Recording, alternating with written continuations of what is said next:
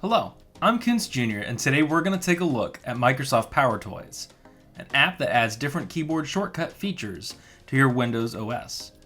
We'll start off with how to install it today and go over the different features of PowerToys in a different video. Microsoft PowerToys can be installed by downloading it from the web as well as the Microsoft Store. We're going to focus on the web download today though.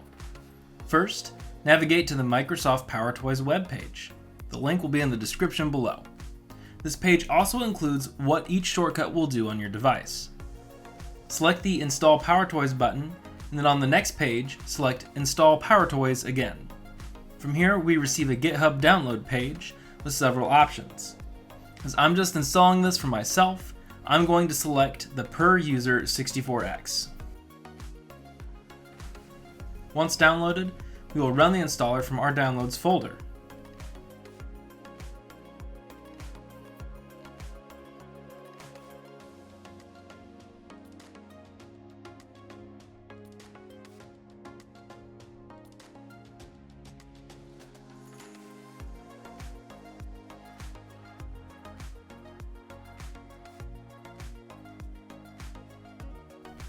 Now that PowerToys installation is complete, we should be able to begin using its powerful shortcut features.